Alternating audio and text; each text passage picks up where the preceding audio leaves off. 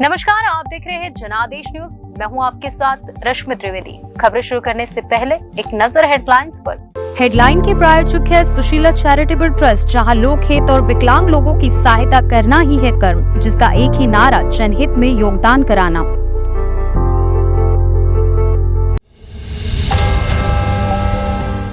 Hamas आतंकियों ने bike के साइलेंसर पर क्यों जलाई इजरायली बंधक बच्चों के पैर, पीछे था खतरनाक प्लान। पन्नू केस को अमेरिका ने बताया गंभीर, ब्लिंकन बोले भारत की जांच के नतीजों पर हमारी नजर। म्यांमार में बंद करो लड़ाई, नहीं तो चीनी सेना ने भेजा युद्धपोत, विद्रोहियों और सैन्य जूता को दी चेतावनी। चीन ने पहली बार दिखाई अपने अंतरिक्ष स्टेशन की पूरी तस्वीर, स्पेस सुपर पावर बनने की ओर ड्रैगन। एप्पल ने पहली बार बंद किया कोई बिजनेस, जानिए दुनिया की सबसे बड़ी कंपनी को क्यों लेना पड़ रहा है ये फैसला। सोने की कीमतों में फिर आई तेजी, चांदी भी उछली, जानिए कितने बढ़ गए हैं भाव।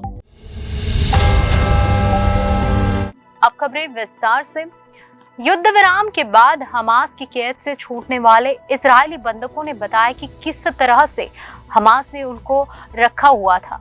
बंधकों की परेशानी सिर्फ घंटों भूखे रहना नहीं थी और ना ही साफ जगह मिलना थी, बल्कि हमास के लड़ाकों ने बच्चों की पहचान के लिए जो तरीका अपनाया वो सबसे भयावह था।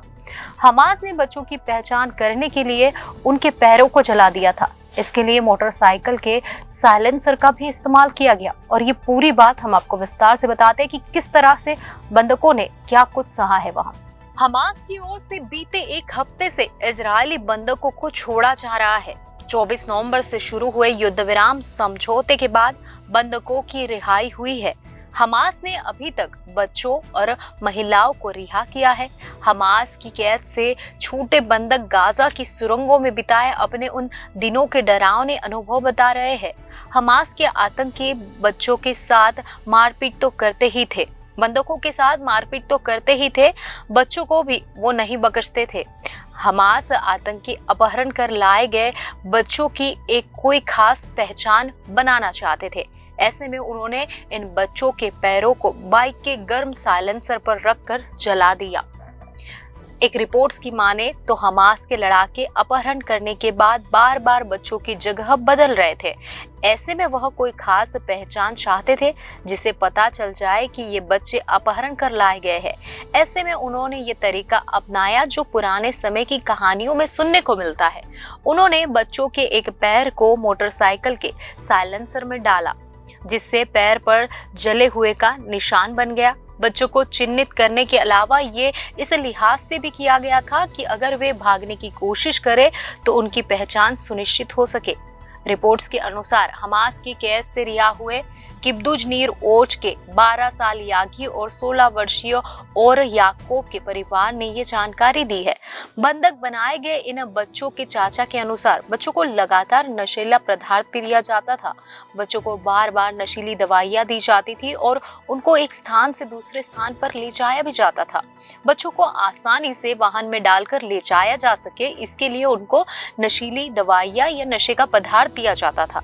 बता दें कि हमास ने 7 अक्टूबर को इजराइल पर हमला कर 1400 लोगों को मार डाला और करीब 240 लोगों का अपहरण कर गाजा ले आए थे।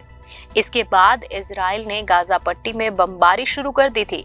करीब 50 दिन तक चली लड़ाई के बाद 24 अक्टूबर से दोनों पक्ष सीज फायर पर राजी हुए। युद्ध विराम के बाद हमास इजराइल के बंधकों को रिहा कर रहा है। बंधक रहे ये लोग छूटकर इजराइल के बाद अपने खौफनाक अनुभव साझा कर रहे हैं। अमेरिका ने आरोप लगाया कि नई दिल्ली से आतंकी पन्नू की हत्या की साजिश रची गई थी। इसके लिए सुपारी भी दे दी गई थी, लेकिन अमेरिकी खुफिया तंत्र ने इसे नाकाम कर दिया। अमेरिका ने इस मामले को भारत सरकार के सामने उठाया है। इसी तरह का मामला कनाडा भी भारत के सामने उठा चुका है। कनाडा का कहना है कि भारत का हरदीप निज्जर की हत्या में हाथ है।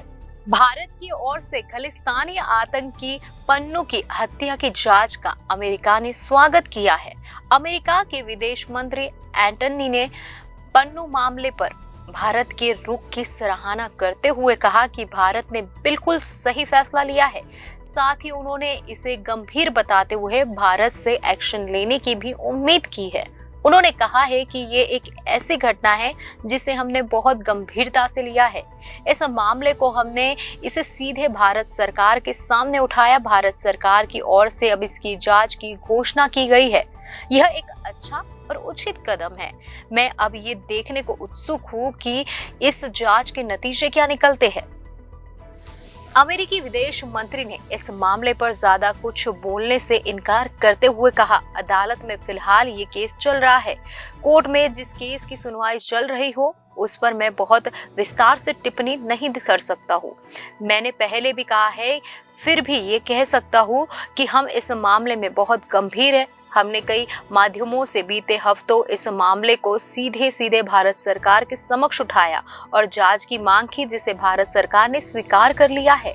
भारत की ओर से अमेरिका के उन आरोपों की जांच की घोषणा की गई है जिनमें कहा गया था कि एक भारतीय अधिकारी ने अमेरिका में खालिस्तानी आतंकवादी पन्नू की हत्या की साजिश रची थी।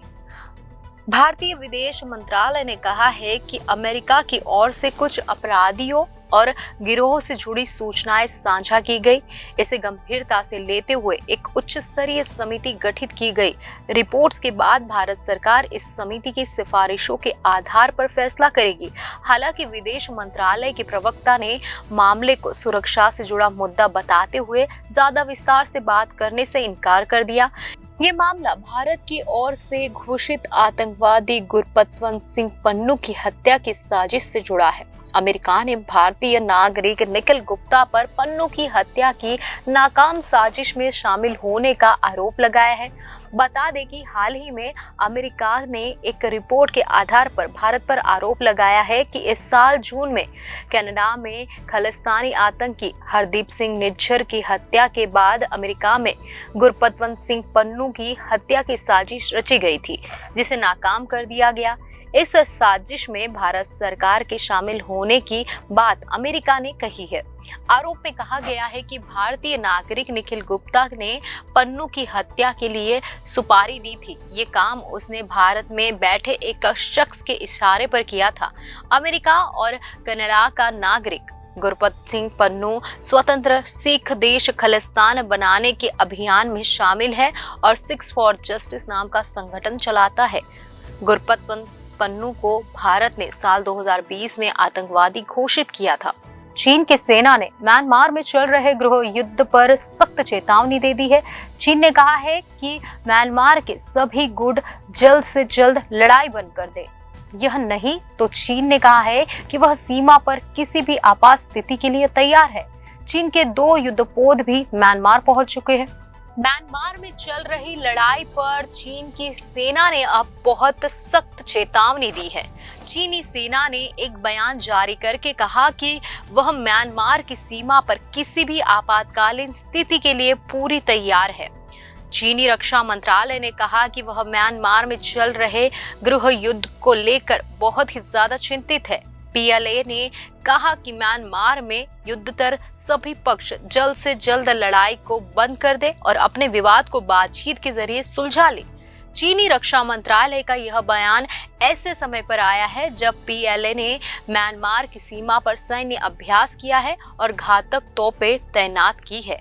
चीनी रक्षा मंत्रालय ने प्रवक्ता सीनियर कर्नल वू कियान ने यह टिप्पणी गुरुवार को एक संवाददाता सम्मेलन में की।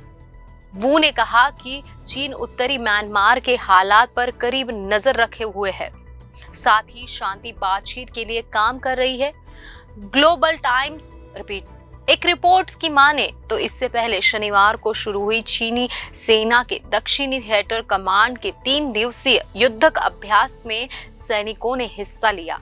यह अभ्यास म्यांमार की सीमा के पास चीनी इलाके में हुआ था। वू ने कहा कि चीनी सेना के इस अभ्यास का उद्देश्य सैनिकों की सीमा को बंद करने और तेजी से एक जगह से दूसरी जगह पर ले जाने की क्षमता की जांच की गई, ताकि सीमा क्षेत्र में सुरक्षा को सुनिश्चित किया जा सके और स्थिरता बनाए रखी जाए। वही चीनी सेना के एक विशेषज्ञ ने कहा कि इस सैन्य अभ्यास का मकसद चीन के राष्ट्रीय संप्रभुता और सुरक्षा की रक्षा करना है। चीनी सेना ने जहां जमीन पर सीमा के पास जोरदार सैन्य अभ्यास किया है, वही चीनी नौसेना ने 2 घातक युद्धपोत भी अब म्यांमार पहुंच चुके हैं। चीन दावा कर रहा है कि ये युद्धपोत मित्रतापूर्ण यात्रा पर 4 दिन के लिए म्यांमार पहुंचे हैं, लेकिन विशेषज्ञ इसे देश में चल रहे युद्धपोत से जोड़कर देख रहे हैं। ऐसा 6वीं बार है जब चीनी नौसेना के युद्धपोत म्यांमार की यात्रा पर पहुंचे हैं। इससे पहले म्यांमार के राष्ट्रपति ने चेतावनी दी थी कि देश में चल रहे गृह युद्धों को देखते हुए म्यांमार के टुकड़े हो सकते हैं। म्यांमार के विद्रोहियों ने चीनी सीमा के पास एक महत्वपूर्ण बॉर्डर पोस्ट पर कब्जा कर लिया है। यही नहीं, उन्होंने भारत से लगती सीमा पर भी एक बॉर्डर पोस्टन को अपने नियंत्रण में ले लिया है। इससे देश के हालात पर दुनिया भर के देशों की टेंशन बढ़ गई है। अंतरिक्ष स्टेशन को पहले भी कई बार क्लिक किया गया है, लेकिन ये पहली बार है कि शेनझुई 16 अंतरिक्ष यान ने सिर्फ कुछ 100 मीटर ऊपर से स्पेस स्टेशन की ऐसी शानदार तस्वीर खींची है। ये तस्वीर साफ है कि चीन ने इंटरनेशनल स्पेस स्टेशन के मुकाबले अंतरिक्ष स्टेशन तैयार कर लिया है।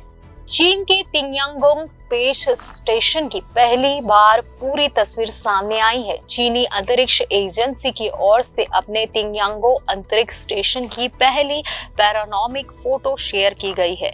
ये तस्वीर टी आकार के अंतरिक्ष स्टेशन को पूरा दिखाती है, जिसमें सौर पैनल अपनी पूरी सीमा तक फैले हुए हैं और बैकग्राउंड में धरती दिख रही है। पूरी तरह से ऑपरेशनल चीन के इस स्पेस स्टेशन की ये पहली फोटो है जिसमें तिनयांगोंग स्टेशन का पूरा स्ट्रक्चर दिखाई दे रहा है। शेनझोउ 16 अंतरिक्ष मिशन के यात्रियों का यान जब धरती पर लौट रहा था तो उन्होंने ये तस्वीर ली। शेनझोउ क्रू ने तिनयांग अंतरिक्ष स्टेशन के ऊपर उड़ान भरते हुए ये फोटो क्लिक की है।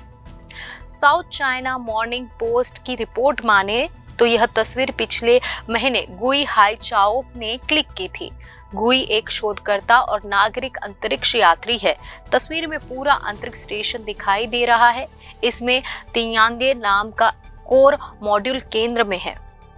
मैग्नेटियन और वेंटियन 2 प्रयोगशाला मॉड्यूल दोनों तरफ डॉक के लिए किए गए हैं। इस प्रयोगशाला मॉड्यूल में से प्रत्येक में सौर पैनलों की एक जोड़ी है जिसकी लंबाई 55 मीटर है। इन तीनों मॉड्यूल को अलग अलग लॉन्च में अंतरिक्ष में भेजा गया है। ये करीब 350 से 450 किलोमीटर की ऊंचाई पर है, जिसकी लंबाई 55 मीटर और वजन 96,000 किलोग्राम है। तिनयांगोंग अंतरिक्ष स्टेशन के निर्माण का प्रोजेक्ट 1992 में आरंभ हो गया था, लेकिन इसका वास्तविक कंस्ट्रक्शन 2021 में शुरू हुआ। चीनी अंतरिक्ष स्टेशन का पुराना इंटरनेशनल स्पेस स्टेशन यानी ISS के मुकाबला माना जाता है। अमेरिका ने अंतर्राष्ट्रीय अंतरिक्ष स्टेशन तक चीन की पहुंच को काफी हद तक प्रतिबंधित किया और उसे भागीदार नहीं बनाया, लेकिन चीन ने खुद की अंतरिक्ष स्टेशन की परियोजना को पूरा कर लिया है। हालांकि यह अभी स्पष्ट नहीं है कि तिनयांग अंतरिक्ष स्टेशन को कितना इंटरनेशनल एक्सेस दिया जाएगा। एप्पल ने गोल्डमैन सैश के साथ क्रेडिट कार्ड पार्टनरशिप को बंद करने का फैसला किया है। शायद यह पहला मौका है जिसमें एप्पल उम्मीदों पर खरी नहीं उतरी है। जानिए ये पूरा मामला क्या है। आईफोन और आईपैड बनाने वाली अमेरिका की कंपनी एप्पल ने पहली बार कोई बिजनेस बंद किया है। मार्केट कैप के लिहाज से दुनिया की सबसे बड़ी इस कंपनी ने गोल्डमैन सैश के साथ क्रेडिट कार्ड पार्टनरशिप को बंद करने का फैसला किया है। मीडिया के मुताबिक इस कॉन्ट्रैक्ट को अगले 12 से 15 महीनों में बंद कर दिया जाएगा। एप्पल और गोल्डमैन सैश के बीच साल 2019 में पार्टनरशिप हुई थी। दरअसल 10 साल का यह करार साल 2029 तक था, लेकिन एप्पल ने इस एंटायर कंज्यूमर पार्टनरशिप से निकलने का फैसला किया है। इसमें इस साल शुरू हुआ सेविंग अकाउंट प्रोग्राम भी शामिल है। शायद यह पहला मौका है जिसमें एप्पल नाकाम रही। रिपोर्ट्स के माने तो पिछले साल गोल्डमैन सैश को पिछले साल इस पार्टनरशिप से $1 अरब से अधिक का नुकसान हुआ था। यह ऐसे समय हुआ है जबकि अमेरिका में credit card debt record level पर पहुंच गई है। हालांकि ब्लूमबर्ग की एक रिपोर्ट के मुताबिक एप्पल क्रेडिट कार्ड प्रोग्राम को एक्टिव रखना चाहती है, लेकिन वह गोल्डमैन स्लैश से छुटकारा चाहती है। इस बारे में अभी कुछ स्पष्ट नहीं है। एप्पल मार्केट कैप के हिसाब से दुनिया की सबसे बड़ी कंपनी है। इसकी स्थापना स्टीव जॉब्स और उनके साथियों ने की थी। तब जॉब्स की उम्र मात्र 25 साल की थी।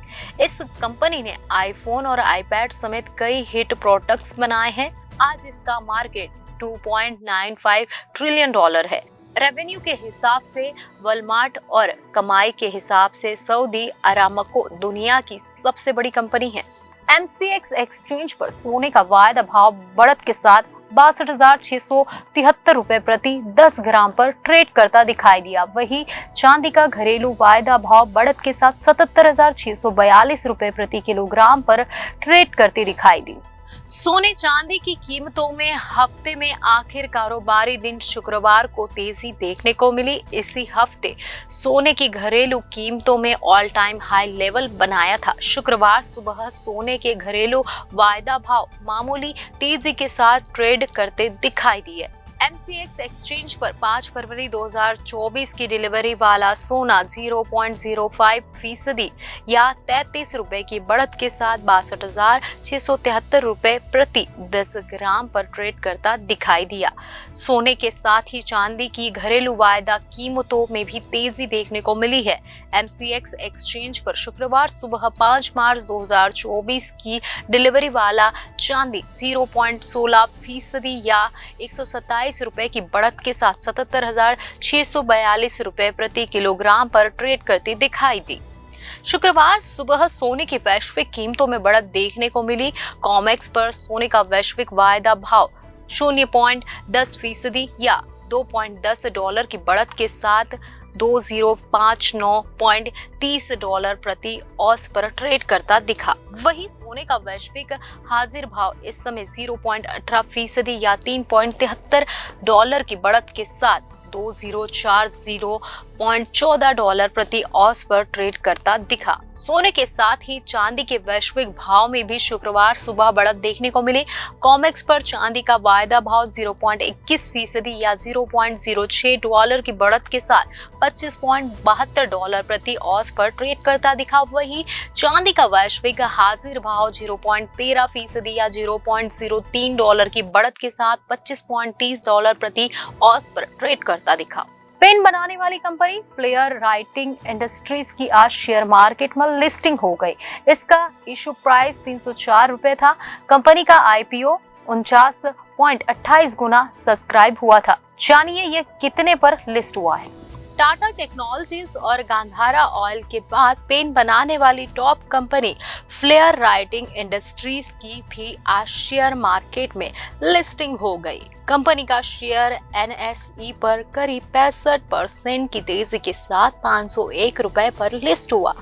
BSE पर यह 503 रुपए पर लिस्ट हुआ। इसका इशू प्राइस 304 रुपए था। कंपनी का 593 करोड़ रुपए का IPO 49.28 गुना सब्सक्राइब हुआ था।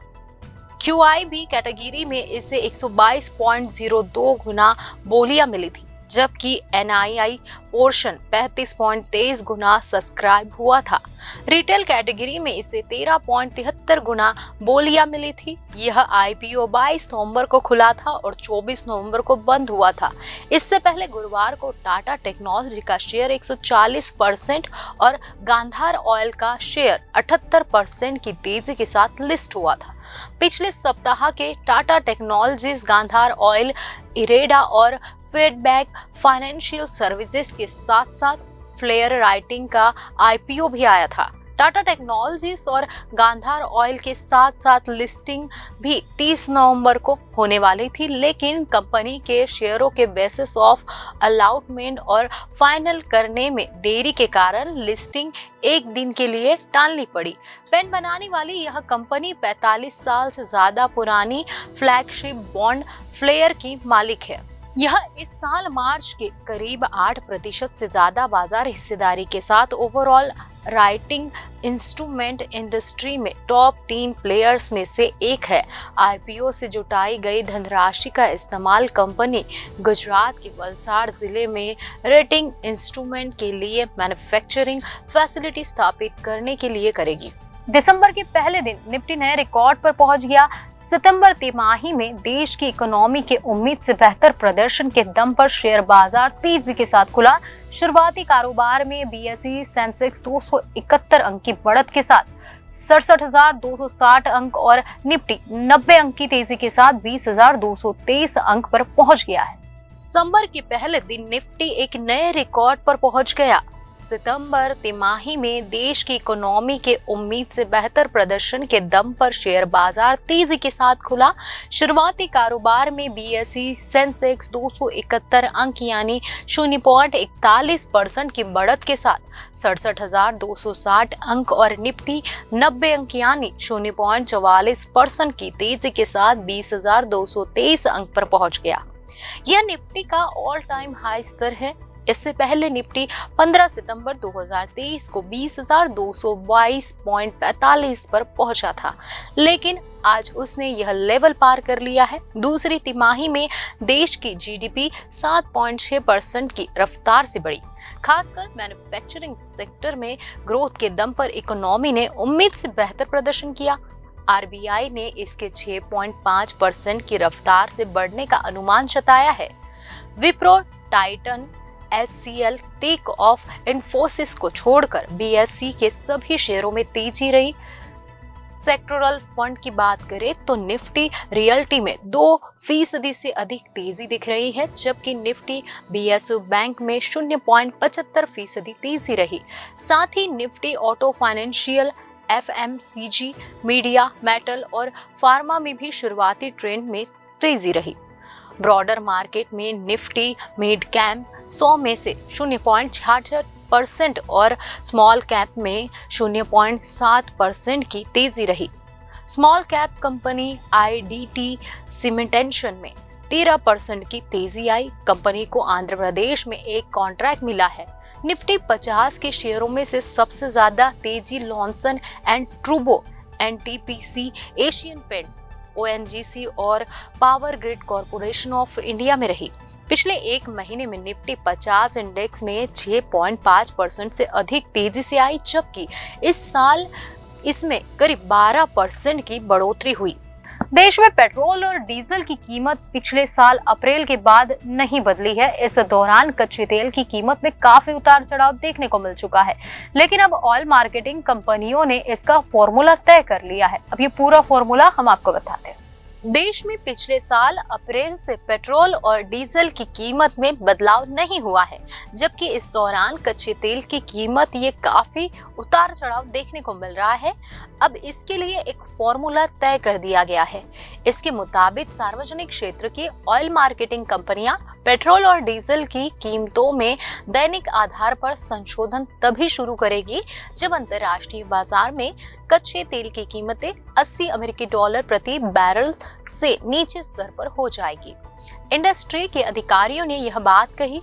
3 सरकारी ऑयल मार्केटिंग कंपनियों Indian oil corporation limited, Bharat petroleum corporation limited और हिंदुस्तान पेट्रोलियम कॉर्पोरेशन लिमिटेड ने लगातार 20वें महीने पेट्रोल और डीजल की कीमतों को स्थिर रखा है। इन तीनों कंपनियों के पास संयुक्त रूप से लगभग 90% बाजार हिस्सेदारी है। वित्त वर्ष 2022-23 की पिछली छमाही में कच्चे तेल की कीमतों में बढ़ोतरी के चलते इस कंपनियों को भारी नुकसान भी हुआ। हालांकि इससे पहले कीमतों में नरमी के कारण इन कंपनियों में मुनाफा भी कमाया ही है। एक अधिकारी ने कहा कि अंतर्राष्ट्रीय तेल बाजार में काफी अस्थिरता है और कीमतों में बेतहाशा उतार चढ़ाव हो रहा है। उन्होंने कहा तेल कंपनियां इस समय कीमतों में ₹1 प्रति लीटर की कटौती कर सकती है और ऐसा करने पर हर कोई तारीफ करेगा, लेकिन जब अंतर्राष्ट्रीय स्तर पर तेल कीमतें बढ़ेगी तो क्या उन्हें दरें बढ़ाने की अनुमति दी जाएगी, इस पर संदेह है। एक अन्य अधिकारी ने कहा कि किसी दिन डीजल पर मुनाफा होता है, लेकिन किसी दिन नुकसान भी। कोई तय रुझान नहीं है। अधिकारी ने कहा कि तेल विपणन कंपनियां कीमतों में दैनिक आधार पर संशोधन तभी शुरू करेगी जब अंतर्राष्ट्रीय बाजार में कच्चे तेल की कीमतें 80 अमेरिकी डॉलर प्रति बैरल के नीचे स्थिर हो जाएगी। पिछले साल 6 अप्रैल से पेट्रोल और डीजल की कीमतों में कोई बदलाव नहीं किया गया है। हालांकि मई में केंद्र सरकार ने तेल पर एक्साइज ड्यूटी में कटौती की थी। अंतर्राष्ट्रीय स्तर पर कच्चे तेल की कीमत में आज मामूली गिरावट देखने को मिल रही है। शुरुआती कारोबार में ब्रेड क्रूड 0.32% की गिरावट के साथ 82.83 डॉलर प्रति बैरल पर चल रहा है, जबकि WTI क्रूड 0.24% नीचे 75.72 डॉलर प्रति बैरल पर ट्रेड कर रहा है। इसी बीच दिल्ली में पेट्रोल की कीमत 96.72 रुपए लीटर और डीजल की कीमत 89.62 रुपए प्रति लीटर है। यूक्रेन पर रूस के हमले के बाद कच्चे तेल की कीमत 139 डॉलर प्रति बैरल पहुंच गई थी। हमास और इजराइल के बीच 24 नवंबर को शुरू हुआ युद्ध विराम समझौता 7 दिन चला। इस दौरान हमास ने गाजा से 105 इजरायली बंधकों को रिहा किया, जिनमें ज्यादातर बच्चे और महिलाएं हैं। इसके बाद में समझौते की शर्तों के तहत इजराइल ने अपनी जेलों में बंद 240 फिलिस्तीनी कैदियों को रिहा किया। वहीं इस दौरान गाजा में मानवीय सहायता पहुंचाने के लिए भी विशेष छूट रही। इजराइल और हमास के बीच 24 नवंबर को शुरू हुआ युद्ध विराम एक हफ्ते के बाद शुक्रवार को खत्म होने के बाद फिर से लड़ाई शुरू हो गई है। 7 दिन के युद्ध विराम के बाद समझौते में तीसरे विस्तार की भी उम्मीद की जा रही थी, लेकिन दोनों पक्षों में विराम बढ़ाने पर कोई सहमति नहीं बनी। ऐसे में शुक्रवार को फिर से गाजा में लड़ाई शुरू हो गई। युद्ध विराम खत्म होने पर समय नजदीक आने के साथ ही इजराइल की सेना में हलचल भी बढ़ गई। इजराइल की फौज के टैंक और वाहन गाजा बॉर्डर पर शुक्रवार को जमा होने लगे हैं। युद्ध विराम खत्म होते ही इजरायली सेना ने गाजा में अपना अभियान शुरू कर दिया है। इजराइल की सेना ने युद्ध विराम के बाद लड़ाई शुरू करने की जानकारी दी है। IDF की ओर से कहा गया है कि एक सप्ताह तक लड़ाई के विराम के बाद गाजा पट्टी में हमास के खिलाफ फिर से सैन्य अभियान शुरू किया जा रहा है। इजरायली रक्षा बलों ने हमास पर युद्ध विराम के उल्लंघन का भी आरोप लगाया है।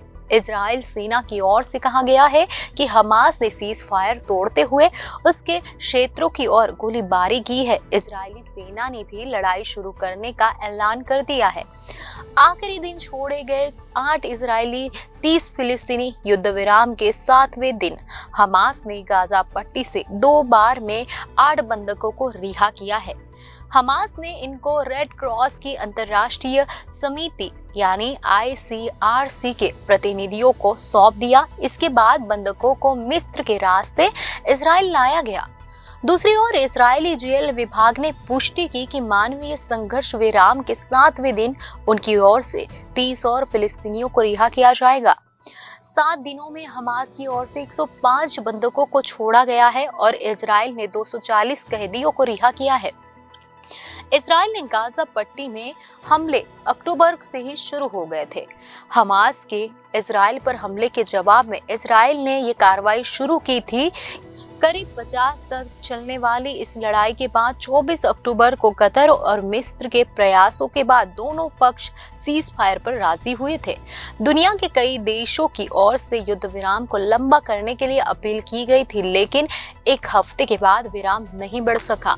इजरायली PM और सेना ने पहले ही ऐलान कर दिया था कि सीज फायर के बाद एक बार फिर उनकी ओर से गाजा में लड़ाई की जाएगी।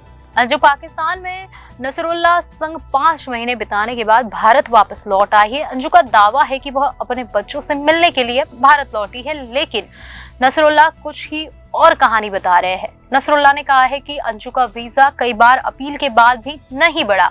अब शायद ये वजह हो सकती है। पाकिस्तान में करीब 5 महीने तक रहने के बाद अंजू एक बार फिर से भारत लौट आई है। वाघा बॉर्डर के रास्ते अंजू ने एक बार फिर से भारत में प्रवेश किया। अंजू और नसरुल्लाह ने दोनों इस वापसी से पहले दावा किया था दोनों ने कि वह अपने बच्चों से मिलने के लिए भारत जा रही है। अंजू ने भी भारत आकर यही दोहराया है कि वह अपने बच्चों से मिलने के लिए आई है। हालांकि अब नसरुल्लाह अंजू के इस दावे की पोल उन्होंने खोल दी है और पाकिस्तानी मीडिया से बातचीत में भारतीय महिला के पाकिस्तान छोड़ने की असल वजह बता दी है। नसरुल्लाह ने बताया कि अंजू का 1 महीने का वीजा पहले खत्म हो गया था और पाकिस्तान के विदेश मंत्रालय ने बार बार गुहार लगाने के बाद भी उसे नहीं बढ़ाया। इसके बाद अंजू को भारत वापस जाना पड़ा। नसरुल्लाह ने उम्मीद जताई कि 2 से 3 महीने में एक बार फिर से अंजू वापस पाकिस्तान आ जाएगी। नसरुल्लाह ने पाकिस्तानी मीडिया से बातचीत में खुलासा किया कि अंजू का 1 महीने का पाकिस्तानी वीजा पहले ही खत्म हो गया था। ऊपरी दीर इलाके में रहने वाले नसरुल्लाह ने बताया कि उन्होंने पाकिस्तान के गृह मंत्रालय के सामने कई बार वीजा बढ़ाने की गुहार लगाई, लेकिन कुछ दिक्कतों की वजह से इसे अभी तक पूरा नहीं किया जा सका है। नसरुल्लाह ने बताया कि अंजू को वीजा मिलने की औपचारिक प्रक्रिया पूरी होने में अभी 4 महीने से लेकर 1 साल तक लग सकता है। नसरुल्लाह ने कहा कि जब अंजू या फातिमा का वीजा नहीं बढ़ाया गया तो उसने भारत वापस जाने का फैसला किया। यही नहीं, अंजू ने पाकिस्तानी विदेश मंत्रालय को दी गई वीजा बढ़ाने की अपनी याचिका को भी वापस ले लिया। नसरुल्लाह ने बताया कि भारत लौटने से पहले उसने अंजू को लाहौर में फेयरवेल पार्टी दी। नसरुल्लाह ने कहा कि अगर अंजू का वीजा 1 साल के लिए बढ़ाया गया तो अच्छा रहता था, लेकिन ऐसा नहीं हुआ। नसरुल्लाह ने यह भी उम्मीद जताई कि अंजू 3 महीने बाद फिर से पाकिस्तान वापस आ सकेगी। नसरुल्लाह ने यह भी कहा कि अगर उसे भारत का वीजा मिलता है तो मैं अंजू को फिर से पाकिस्तान वापस ले आऊंगा। इस बीच भारत पहुंची अंजू से उसके बच्चों ने मिलने से इनकार कर दिया है। वही भारत आने के बाद अब अंजू कहाँ है ये कोई नहीं बता रहा है।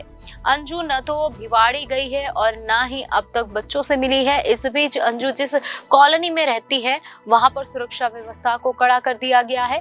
सभी वाहनों को बिना सघन जांच के अंदर नहीं जाने दिया जा रहा है। आईबी की एक टीम ने अंजू के बच्चों से पूछताछ भी की है। अंजू की एक 15 साल की बेटी और 6 साल का बेटा भी है। सिनेमाघर में जहां आज 1 दिसंबर से एनिमल और सैम बहादुर मैदान में उतर चुकी है, वहीं दिवाली से चल रही सलमान खान की टाइगर 3 और उनकी भांजी एलिज़ा अग्निहोत्री की फिल्म फर्रे की हालत पस्त हो चुकी है। जानेंगे कि इन दोनों फिल्मों का गुरुवार को कैसा हाल रहा और अब तक कितनी हुई कमाई। पिछले कुछ साल की कसर इस साल बॉलीवुड की फिल्मों ने सिनेमाघरों में जमकर निकाली है। इस साल रिलीज हुई कुछ फिल्मों ने न केवल बम्पर कमाई ही नहीं की, बल्कि बॉलीवुड से लेकर साउथ फिल्मों के रिकॉर्ड धड़ाधड़ तोड़े। पठान जैसी धाकड़ फिल्म ने इस साल की हुई दमदार शुरुआत दिसंबर तक भी जारी नजर आई और अब रणवीर के एनिमल कमाल दिखाने के लिए बॉक्स ऑफिस पर छाई हुई है।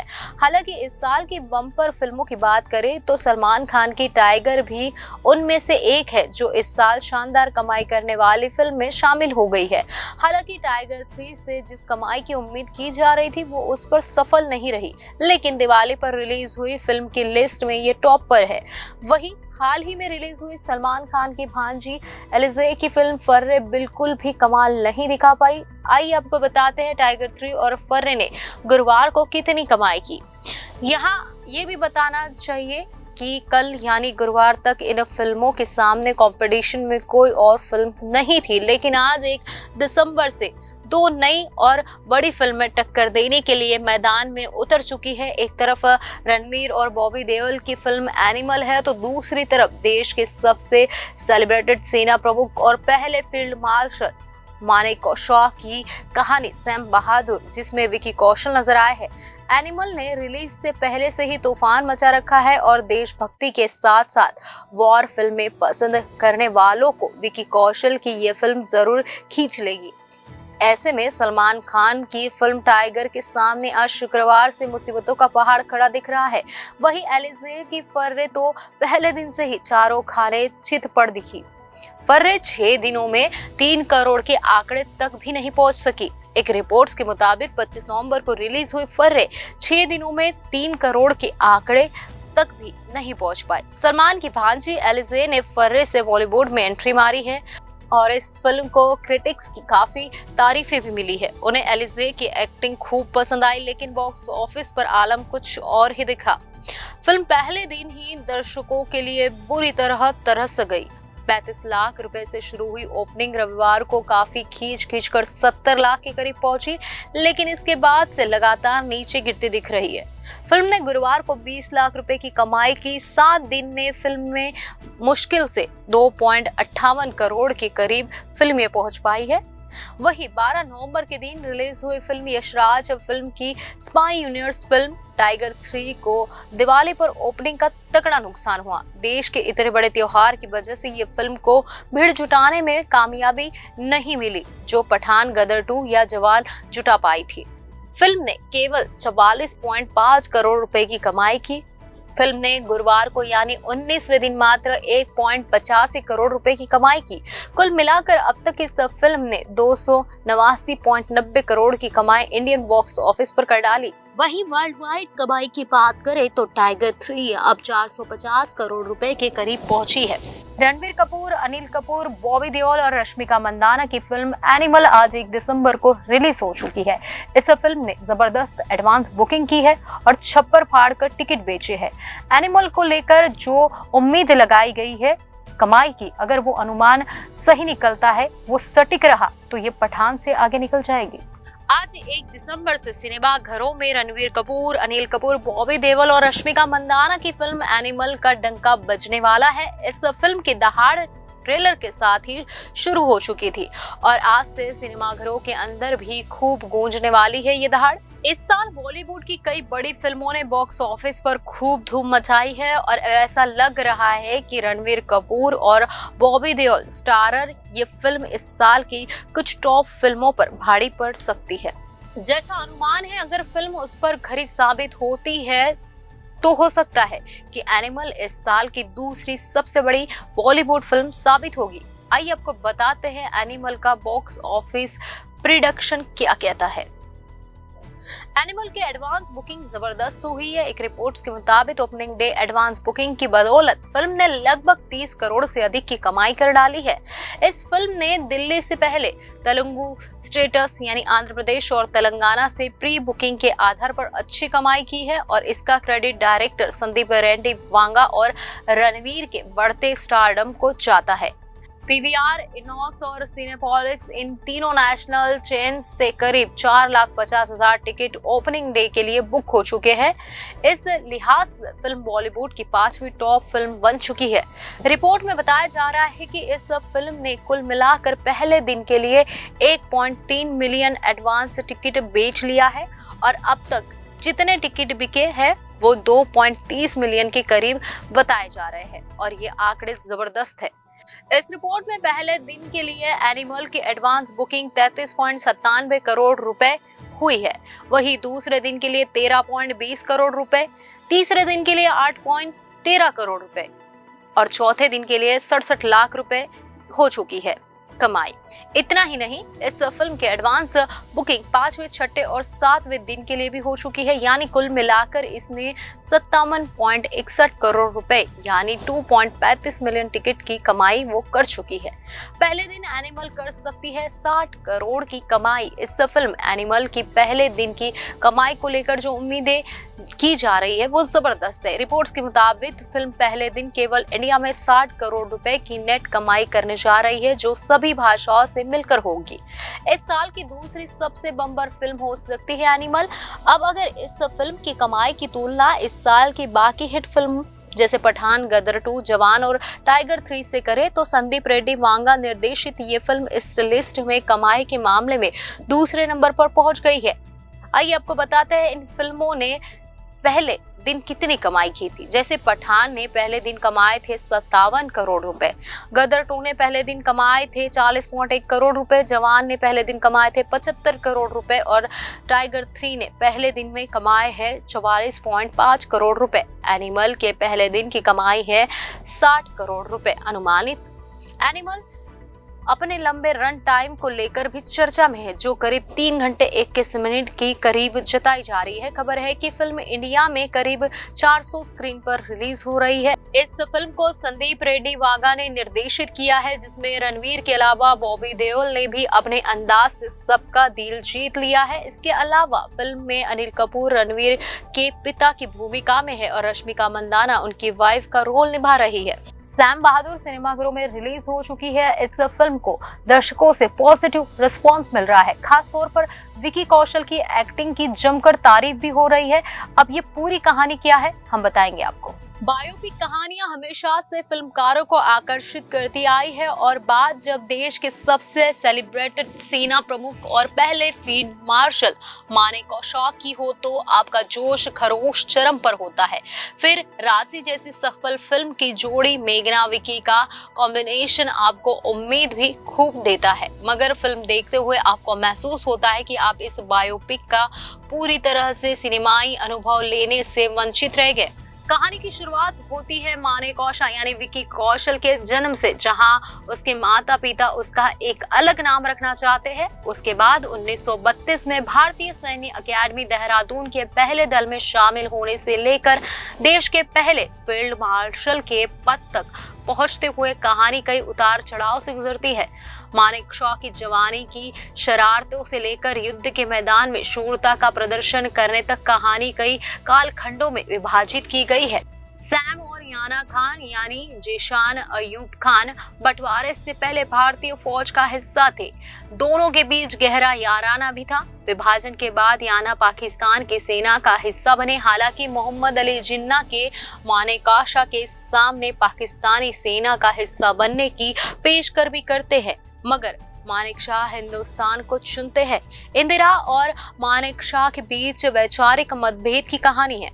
कहानी के पहले हिस्से में सैम की निजी जिंदगी से भी बुना गया है इस कहानी को, जहां उनकी शादी सिल्लू यानी सानिया मल्होत्रा से होती है। उन्हें सेना के अंदर की राजनीति का शिकार भी होना पड़ता है, उन पर केस चलाया जाता है। साथ ही सैम को दूसरे विश्व युद्ध में भाग लेते हुए भी दिखाया गया है। यहाँ हमें यह देखने भी मिलता है कि पंडित जवाहरलाल नेहरू यानी नीरज का भी सैम की बहादुरी और दूरदर्शिता से कायल थे। दूसरे भाग में कहानी में इंदिरा गांधी यानी फातिमा सना शेख का आगमन होता है। इंदिरा और मानेकशॉ के बीच वैचारिक मतभेद भी है, मगर अंत में मानेकशॉ उन पर भी अपना प्रभाव छोड़ने में कामयाब होते हैं। पाकिस्तान में होने वाले तख्तापलट से आशंकित होकर जब इंदिरा गांधी उनसे पूछती है कि कहीं वे हिंदुस्तान में भी ऐसा करने की तो नहीं सोच रहे, तब वे दो टूक जवाब देते हैं कि इंदिरा को डरने की जरूरत नहीं है, उन्हें राजनीति में कोई दिलचस्पी नहीं है, वे अपनी राजनीति करें और उन्हें उनका काम करने दें। 1971 में बांग्लादेश को पाकिस्तान से आजाद करने की लड़ाई के दौरान इंदिरा चाहती कि मानेकशॉ मार्च में धावा बोल दे, मगर वे बेबाक होकर मना करते हुए कहते हैं कि अभी उनकी सेना युद्ध के लिए तैयार नहीं है। वे 5 दिसंबर की तारीख देकर युद्ध की तैयारी के लिए वक्त मांगते हैं। समय आने पर इंदिरा जब उनसे पूछती है कि क्या वे युद्ध के लिए तैयार है, तब उनका जवाब होता है, मैं हमेशा तैयार हूँ स्वीटी। तलवार और राजी जैसे चर्चित और सफल फिल्मों के निर्देशक मेघना गुलजार ने बायोपिक के लिहाज से करारा विषय और विकी कौशल के रूप में दमदार अभिनेता को चुना, मगर अड़चन तब आती है जब कहानी कई कालखंडों में बटी नजर आती है और दर्शक उससे जुड़ नहीं पाते। स्क्रीन प्ले कमजोर है, फर्स्ट हाफ बहुत ही सपाट है, सेकेंड हाफ बेहतर है, क्लाइमैक्स मजबूत है। फिल्म को डॉक्यू ड्रामा के अंदाज में दर्शाया गया है। फिल्म के कई दृश्य रोचक बन पड़े हैं, जैसे गोरखा रेजिमेंट के साथ सैम की बातचीत, अपने रसोइये के साथ उनका रिश्ता, इंदिरा गांधी के साथ उनके छुटीले पल। मगर फिल्म टुकड़ों टुकड़ों में मनोरंजन कर पाती है। अपने फर्ज के लिए किसी भी हद तक जाने को राजी मानेकशॉ को मेघना अपनी निर्देशकीय खूबियों से जीवंत कर जाती है, मगर उनके अलावा अन्य ऐतिहासिक किरदारों का चित्रण में वो कमजोर पड़ जाती है। मानिक शाह को हीरो बनाने के चक्कर में अन्य किरदार फीके पड़ गए हैं। युद्ध के दृश्य में तनाव और थ्रिल की कमी नजर आ रही है। हाँ, 1971 की लड़ाई देखने योग्य है। हालांकि मेघना ने फिल्म में कई जगह वास्तविक फुटेज का इस्तेमाल करके कहानी को ऑथेंटिक कवच पहनाने की कोशिश जरूर की है। जयाई पटेल की सिनेमेटोग्राफी और नितिन वैद का संकलन ठीक ठाक है। शंकर एहसान लॉयंग के संगीत में गुलजार के लिखे गीत पढ़ते चलो बंदा दम है जो आज अच्छे बन पड़े हैं। स्पष्ट है कि ये हर तरह से विकी कौशल की फिल्म है और उन्होंने मानिक शाह के चरित्र में जिस तरह का अंदाज दिखाया है वो आपको मोहित किए बिना नहीं रहेगा। किरदार में उनका बॉडी लैंग्वेज, संवाद, अदायगी और चरित्र के लिए हद पार वाला समर्पण पर्दे पर साफ नजर आता है। इस तरह के गौरवशाली किरदार को निभाने का भार अपने आप में बड़ा था, मगर विकी ने उसे बहुत खूबसूरती से निभा लिया है। उन्होंने चरित्र के हर पहलू को खूब मांझा है। मानिक शाह की पत्नी सिल्लू के रूप में सानिया मल्होत्रा की मौजूदगी कहानी में कुछ खास जोड़ने में नाकाम रहती है। इंदिरा गांधी बनी फातिमा सना शेख भी उस तेज तर्रार और ओजस्वी से दूर नजर आती है जो इंदिरा गांधी का खास कैरेक्टरिस्टिक माना जाता है। जनरल याना खान की युवावस्था तो मोहम्मद जीशान अयूब ने खूब निभाई है। वही सरदार पटेल की भूमिका में गोविंद नामदेव और पंडित नेहरू के रोल में नीरज का भी उम्मीदों पर खरे नहीं उतरने लगे। सेना से जुड़े अन्य फौजियों और अधिकारियों की कास्ट औसत है। गोरखपुर में एक घरेलू महिला उपभोक्ता छोहाड़ी देवी ने बिजली निगम को 4,455 रुपए का बकाया बिल जमा किया, लेकिन उन्हें लापरवाही की वजह से वे 1,97 करोड़ रुपए का रसीद प्राप्त कर गई है। इसकी जानकारी लखनऊ और वाराणसी भी पहुंची और अंशु कालिया द्वारा यह त्रुटि दुरुस्त की गई। उत्तर प्रदेश के गोरखपुर में एक घरेलू महिला उपभोक्ता 1,97 करोड़ रुपए के भुगतानकर्ता बन गई। हैरान मत होइए, आप जो सुन रहे हैं उससे गोरखपुर से लेकर लखनऊ और वाराणसी तक हंगामा मच गया है। नौसड़ उपखंड पर बिजली का बिल जमा करने पहुंची छोहाड़ी देवी ने बिल तो 4,455 रुपए का जमा किया, लेकिन सिस्टम और कर्मचारियों की लापरवाही से उन्हें 1,97 करोड़ रुपए का रिसीविंग प्राप्त हुआ। जब इसकी सूचना गोरखपुर से लेकर लखनऊ और बनारस तक पहुंची तो आनन फानन में अभियंता द्वारा इसे सही कराया गया। तब कहीं जाकर सभी ने राहत की सांस ली। बिजली निगम के ऑपरेटर की लापरवाही और सिस्टम की खामियों की वजह से छोहाड़ी देवी अचानक से अरबपति भुगतानकर्ता बन गई। छोहाड़ी देवी ने बुधवार को बिजली बिल का बकाया 4,455 रुपए जमा किया और साथ ही में 1,97 करोड़ रुपए की जमा रसीद लेकर घर गई। गुरुवार को जमा राशि की सूचना लखनऊ में बैठे चेयरमैन और वाराणसी में प्रबंध निदेशक को मिली तो उन्होंने इसकी जानकारी मांगी। आनन फानन में अधिशासी अभियंता की आईडी से जमा राशि को दुरुस्त किया गया। छोहाड़ी देवी का घरेलू बिजली कनेक्शन है। बुधवार को वह बेटे के साथ नौसड़ उपखंड कार्यालय पहुंची थी, जहां उन्होंने कनेक्शन पर बकाया बिल जमा कराया था। बिल जमा करते वक्त सर्वर डाउन था। जैसे ही सर्वर शुरू हुआ, कर्मचारियों ने उन्हें जमा रुपए की रसीद दे दी, जो कि 1,97 करोड़ रुपए की थी। उसे लेकर जब वह घर आई, लेकिन शाम तक विभाग के कर्मचारी उनके घर पहुंचे और उनसे जमा बिल की राशि की रसीद मांगने लगे तो वह घबरा गई। उन्हें लगा कि न जाने उनसे कौन सी गलती हो गई, लेकिन असल माजरा जब उन्हें समझ में आया तो उन्होंने भी राहत की सांस ली। मुख्य अभियंता अंशु कालिया का कहना है कि गलती से रसीद जारी होने पर तत्काल सुधार करना चाहिए, लेकिन किसी ने इस पर ध्यान नहीं दिया। इस मामले में लापरवाही बरतने वाले पर निश्चित रूप से कार्रवाई की जाएगी। त्रुटिवश कैशियर द्वारा गलत अकाउंट नंबर डाल दिया गया, जिसकी वजह से सारी गड़बड़ी हुई है। बिल में सुधार कर लिया गया है। यह एक मानवीय भूल थी। कर्मचारी और कैशियर को सख्त हिदायत दी गई है। आगे से कोई गलती होगी तो उनके खिलाफ एक्शन लिया जाएगा।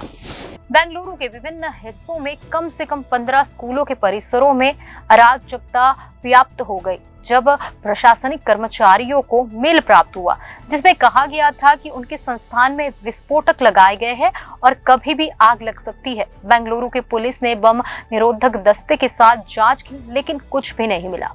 बेंगलुरु स्थित कम से कम 15 निजी विद्यालयों को शुक्रवार को सुबह एक ईमेल मिला जिसमें विद्यालय परिसर में बम होने का दावा किया गया। यह ईमेल मिलने के बाद स्कूल के कर्मचारी और छात्रों के अभिभावक बेहद घबरा गए। पुलिस ने बताया कि स्कूल प्राधिकारियों ने पुलिस को तत्काल इसकी जानकारी दी, जिसके बाद वह बम निरोधक दस्ते और तोड़फोड़ रोधी जांच दल के साथ संबंधित स्थानों पर पहुंचे। छात्रों और कर्मचारियों को स्कूल के परिसर से तुरंत बाहर निकाल लिया गया और अभी तक कोई संदिग्ध वस्तु नहीं मिली। छात्रों के माता-पिता को घटना के बारे में जैसे ही पता चला, वे बेहद घबरा गए और अपने बच्चों को सुरक्षित घर वापस लाने के लिए स्कूल भागे। Deputy CM DK Shivakumar ने भी मामले को संज्ञान में लिया और इसे साजिश करार दिया। उप मुख्यमंत्री ने धमकी के मामले में जांच के आदेश भी दिए। पुलिस के एक वरिष्ठ अधिकारी ने कहा कि ईमेल में दावा किया गया है कि स्कूल परिसरों में विस्फोटक रखे गए हैं। हमें कमांड केंद्र से एक फोन कॉल आया है और हमने अपने दलों को शहर के विभिन्न हिस्सों में स्थित विद्यालयों में भेजा। स्कूल परिसरों से सभी छात्रों और कर्मचारियों को सुरक्षित बाहर निकाल लिया गया है और गहन तलाशी अभियान चलाया जा रहा है। पुलिस ने कहा कि अभी तक कुछ भी संदिग्ध नहीं मिला है और प्रथम दृष्टया ऐसा लग रहा है कि यह एक फर्जी संदेश है। उन्होंने कहा कि अभिभावकों को घबराने की जरूरत नहीं है और पुलिस दल मौके पर तैनात है। पुलिस ने बताया कि पिछले साल भी कुछ शरारती तत्वों ने बेंगलुरु के विद्यालयों में बम होने का दावा करते हुए इसी प्रकार से ईमेल भेजे थे, जो बाद में एक अफवाह साबित हुई।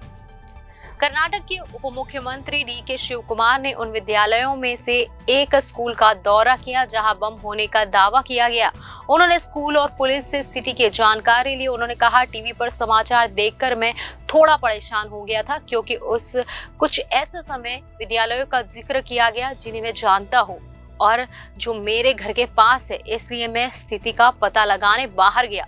पुलिस ने मुझे मेल दिखाया है। प्रथम दृष्टया यह फर्जी प्रतीत हो रहा है। मैंने पुलिस से बात की, लेकिन हमें सतर्कता बरतनी चाहिए। माता पिता चिंतित है, लेकिन चिंता करने की जरूरत नहीं है। पुलिस इसकी जांच कर रही है। शिव कुमार ने माता पिता के चिंता न करने की अपील की और कहा कि उनके बच्चे सुरक्षित हैं। उन्होंने कहा कि कुछ शरारती लोगों ने ऐसा किया होगा। हम 24 घंटे में उन्हें पकड़ लेंगे। अपराध शाखा पुलिस सक्रिय है, वे अपना काम कर रहे हैं और हमें भी सतर्क रहना चाहिए और लापरवाही नहीं करनी चाहिए। चुनाव से पहले हुए एजेंसियों के एग्जिट पोल में बीजेपी को राजस्थान में पूर्ण बहुमत दिया गया है। एग्जिट पोल में बीजेपी औसतन 120 सीटों पर जीत रही है, जबकि कांग्रेस 70 से 75 सीटों पर सिमट रही है। चुनाव से ठीक पहले कांग्रेस की गहलोत सरकार ने ताबड़तोड़ मुफ्त वाली स्कीमों की घोषणा की थी। उसका असर भी एग्जिट पोल में नजर नहीं आया। सचिन पायलट की नाराजगी कांग्रेस को अब भारी पड़ सकती है। राजस्थान के वोटरों ने बदलाव के लिए मतदान किया है। एग्जिट पोल की माने तो 3 दिसंबर के बाद राज्य की सत्ता बदलने जा रही है। राजस्थान विधानसभा चुनाव 2023 के लिए 25 नवंबर को बम्पर मतदान हुआ था। 75.45% वोटरों ने मताधिकार का प्रयोग किया था। राजस्थान विधानसभा चुनाव के एग्जिट पोल में बीजेपी औसतन 120 सीटों पर जीत रही है। एक एक्सिस के एग्जिट पोल में भी पार्टी को 140 से 160 सीटें मिल रही है, जो बहुमत के आंकड़ों से 44 सीट ज्यादा है। कांग्रेस को 68 से 90 सीट मिल रही है। अन्य एक खाते में 5 सीटें जाती दिखाई दे रही है। एक वोटर के सर्वे में भी बीजेपी को 113 से 137 तक सीट देने का दावा किया गया है। कांग्रेस इस सर्वे में पिछड़ती नजर आ रही है और एक और एग्जिट पोल ने बीजेपी को राजस्थान की सत्ता का मजबूत दावेदार बताया है। और वही दूसरी ओर एक दूसरे एग्जिट पोल में भी भारतीय जनता पार्टी सबसे बड़ी पार्टी बनकर उभर रही है। बीजेपी को 109 से 125 सीटें और कांग्रेस को 105 से लेकर 117 मिलने का अनुमान लगाया जा रहा है। पिछले विधानसभा चुनाव में सचिन पायलट ने वसुंधरा सरकार के खिलाफ मोर्चा खोला था। इसका नतीजा रहा था कि कांग्रेस 21 सीटों से छलांग लगाकर 100 के आंकड़ों पर पहुंच गई। चुनाव से पहले कांग्रेस आला कमान ने सचिन पायलट और अशोक गहलोत के हाथ तो मिला दिए, मगर दिल नहीं मिले। कांग्रेस कार्यकर्ताओं के बीच पायलट और गहलोत के बीच बंटवारे का असर भी फिलहाल एग्जिट पोल के नतीजों में दिख रहा है। बीजेपी ने इससे उलट 2 दशक पुरानी गठबाजी को ठिकाने लगा दिया। चुनाव से पहले ही गुलाब सिंह कटारिया को असम का राज्यपाल बना दिया। रही सही कसर नए नेतृत्व का संकेत देकर पूरी कर दी है। राजस्थान का विधानसभा चुनाव पीएम नरेंद्र मोदी के चेहरे पर लड़ रहा है। सांसद दिया कुमारी, राजवर्धन सिंह राठौर और बाबा बालकनाथ जैसे चेहरों को उतार कर जता दिया कि वसुंधरा राजे अब राजस्थान की एकमात्र क्षत्रप नहीं रही। 1989 के बाद यह पहला चुनाव था जिसमें भारतीय जनता पार्टी बिना सीएम के चेहरे के मैदान में उतरी है। पिछले 35 साल में राजस्थान में बीजेपी पहले भैरव सिंह शेखावत, वसुंधरा राजे के नेतृत्व के साए में सत्ता से अंदर बाहर होती रही है। चुनावी नजरिए से भी राजस्थान में 5 इलाके शेखावटी, मारवाड़, मेवाड़, हथौड़ी और ढूंढाड़। एग्जिट पोल के अनुसार शेखावटी, मारवाड़ और मेवाड़ में कांग्रेस और बीजेपी के बीच कांटे की टक्कर। हडोती और ढूंढाड़ इलाके में बीजेपी एक बार फिर से कांग्रेस पर भारी पड़ रही है। कांग्रेस को सबसे बड़ा झटका सचिन पायलट के इलाके ढूंढाड़ में लग सकता है। 2018 के चुनाव में कांग्रेस को गुज्जर समुदाय ने एक तरफा वोट दिया था और कांग्रेस ने बनिया, राजपूत, ब्राह्मण और SC, ST गुज्जर बाहुल्य ढूंढाड़ रीजन में कांग्रेस ने लंबी छलांग लगाई थी। ढूंढाड़ में कुल 32 विधानसभा सीटें हैं और पिछले चुनाव में कांग्रेस को इस इलाके से 20 सीटें मिली थी। भाजपा को सिर्फ 6 सीटें से संतोष करना पड़ा था। गुज्जर को नाराजगी के कारण 2023 के चुनाव में बड़े बदलाव के संकेत मिले हैं। एग्जिट पोल में बीजेपी को 25 सीटें दी गई है। एग्जिट पोल की माने तो हथौड़ी एक बार फिर बीजेपी पर मेहरबान है। 17 विधानसभा सीट वाले हथौड़ी इलाके में वसुंधरा राजे ने अपना किला बचाए रखा है। पिछले विधानसभा चुनाव में भी बीजेपी को बूंदी, 12, झालावाड़ और कोटा इलाके में 10 सीटें मिली थी। कांग्रेस को इस इलाके से 7 सीटें मिली है। इस चुनाव में बीजेपी ने इस किले को और मजबूत किया है और कांग्रेस की सीटें कम हो सकती है। बिहार में केंद्रीय मंत्री गिरिराज सिंह ने एक बार फिर से सियासी माहौल गर्म कर दिया है। अब उन्होंने सीएम नीतीश कुमार से बिहार के अवैध मस्जिदों और मदरसों पर रोक लगाने को कहा है। उन्होंने कहा है कि ऐसे संस्थान देश की सुरक्षा के लिए खतरा हो सकते हैं। केंद्रीय मंत्री गिरिराज सिंह ने एक बार फिर से सीएम नीतीश कुमार से बड़ी मांग की है। उन्होंने बिहार में अवैध मस्जिद और मदरसों की तेजी से बढ़ रही संख्या को बिहार और देश की आंतरिक सुरक्षा के लिए बहुत बड़ा खतरा बताते हुए बिहार के मुख्यमंत्री नीतीश कुमार से इन पर तत्काल रोक लगाने की मांग की है। गिरिराज सिंह ने कहा है कि बिहार में अवैध मस्जिद और अवैध मदरसों की बाढ़ हो गई है। बिहार के सीमावर्ती क्षेत्रों में तो हालात और भी ज्यादा खराब हो गए हैं और इनकी वजह से केवल बिहार ही नहीं बल्कि पूरे देश में आंतरिक सुरक्षा को भी खतरा पैदा हो सकता है और PFI भी वहां सक्रिय है।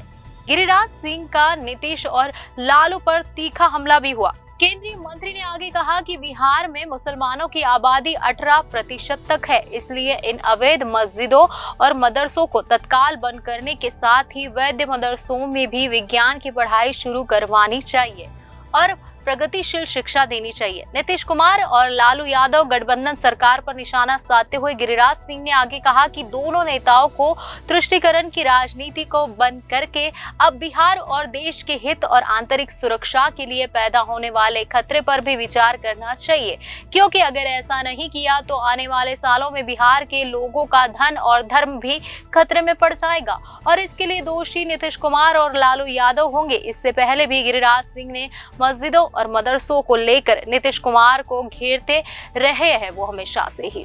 मायावती ने भले ही इंडिया और NDA से दूरी बना रखी है पर छोटी स्थानीय पार्टियों से उनकी कोई दिक्कत नहीं है। बसपा की रणनीति यही है कि अगर लोकसभा चुनाव में उसे सीटें मिलती है तो वह गठबंधन सरकार में शामिल भी हो सकती है। अन्य दलों की तरह बहुजन समाज पार्टी की लोकसभा चुनाव 2024 की तैयारियों में वो जुट चुकी है। बसपा सुप्रीमो मायावती ने 30 नवंबर को लखनऊ में पार्टी कैडर की एक मीटिंग बुलाई है। इस दौरान उन्होंने लोकसभा चुनाव में मिलीजुली सरकार की संभावना जताई है। उन्होंने कहा है कि देश और यूपी सहित विभिन्न राज्यों में सरकारों की संकीर्ण जातिवादी और जन विरोधी नीतियों के कारण राजनीतिक हालात तेजी से बदल रहे हैं। ऐसे में किसी एक पार्टी का वर्चस्व न होकर बहुकोणीय संघर्ष का रास्ता चुनने को लोग आतुर नजर आ रहे हैं। ऐसे में लोकसभा का अगला चुनाव दिलचस्प संघर्षपूर्ण होने की प्रबल संभावना है। इसमें बसपा की अहम भूमिका होगी। 4 राज्यों के विधानसभा चुनाव में जोर आजमाइश के बाद बसपा ने लोकसभा चुनाव की तैयारियां तेज कर दी है। इसी सिलसिले में मायावती ने प्रदेश कार्यालय में यूपी और उत्तराखंड के पदाधिकारियों के साथ बैठक की। उन्होंने अकेले दम पर चुनाव लड़ने के फैसले को अटल बताते हुए जमीनी स्तर पर जनाधार बढ़ाने की बात कही और प्रत्याशी चयन को लेकर निर्देश दिए। उन्होंने संगठन की रिपोर्ट लेने के बाद कमियां दूर करने के निर्देश भी दिए। उन्होंने कहा कि कैडर व्यवस्था को मजबूत करें और युवा मशीनरी लोग तैयार करें। परिनिर्वाण दिवस पर लखनऊ और नोएडा में होगा बड़ा आयोजन। जी हां, डॉक्टर आंबेडकर के परिनिर्वाण दिवस पर बसपा लखनऊ और नोएडा में 2 बड़े आयोजन करेगी। नोएडा में राष्ट्रीय दलित प्रेरणा स्थल पर 6 मंडलों आगरा, अलीगढ़, बरेली, मुरादाबाद, मेरठ और सहारनपुर के कार्यकर्ता जुटेंगे। लखनऊ में अंबेडकर स्मारक स्थल पर अन्य 12 जिलों के कार्यकर्ता श्रद्धांजलि अर्पित के लिए जुटेंगे। पार्टी सूत्रों का कहना है कि मायावती इन दोनों में से किसी आयोजनों में शामिल नहीं होगी। वह अपने आवास पर ही बाबा साहेब को श्रद्धांजलि अर्पित करेगी। मायावती एक और तो अकेले दम पर चुनाव लड़ने की बात कर रही है, वही मिलीजुली सरकार की आशंका भी जता रही है। उसमें बसपा की भूमिका अहम बता रही है। अब ये सवाल है कि आखिर बसपा की रणनीति क्या है। हाल ही में हुए 4 राज्यों के विधानसभा चुनाव से इस बात को समझा जा सकता है कि मध्य प्रदेश और छत्तीसगढ़ में बसपा ने गोंडवाना गणतंत्र पार्टी के साथ समझौता किया। इससे जाहिर है कि इंडिया और एनडीए ने पार्टी ने भले ही दूरी बना रखी है, लेकिन छोटी स्थानीय पार्टियों से कोई परहेज नहीं है। इस तरह बसपा की कोशिश है कि किसी तरह से इन राज्यों में अपना पुराना प्रदर्शन बरकरार रख ले या उसमें कुछ और सुधार कर ले। इसके बाद अगर अंतिम समय में कोई संभावना बनती है तो फिर गठबंधन की राह भी खुल सकती है। लोकसभा में कुछ भी सीटें आ गई तो फिर चुनाव बाद गठबंधन की सरकार में वह शामिल हो सकती है।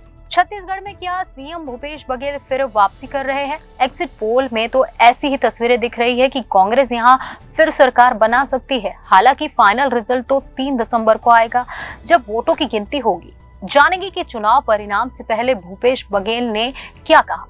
छत्तीसगढ़ में भूपेश बघेल सरकार की रामवन गमन पथ से लेकर गौठान तक की स्कीम को लेकर कहा गया है कि वे सॉफ्ट हिंदुत्व की नीति अपना रहे हैं।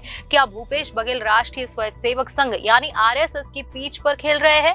इस पर एनबीटी ऑफिस में एक चर्चा में भूपेश बघेल ने कहा कि राम आरएसएस के नहीं है। बघेल ने कहा कि कांग्रेस के इतिहास को देखें तो आजादी की लड़ाई को महात्मा गांधी ने लीड किया।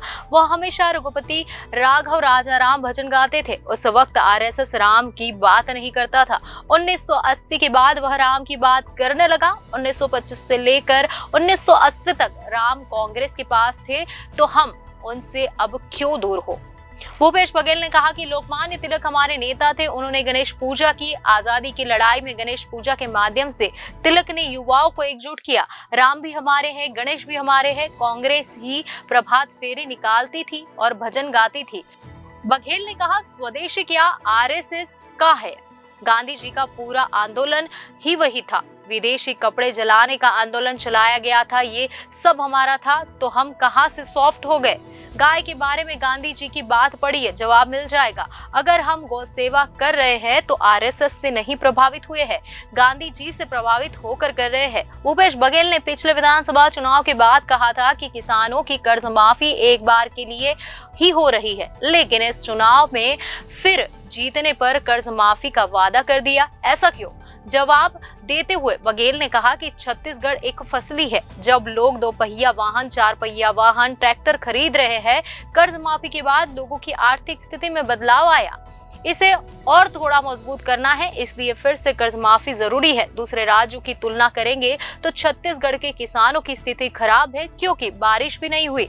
44% तो हमारे यहाँ जंगल है। हर गांव तक बिजली नहीं पहुंचाई जा सकती और पंप कनेक्शन भी नहीं हो पाता।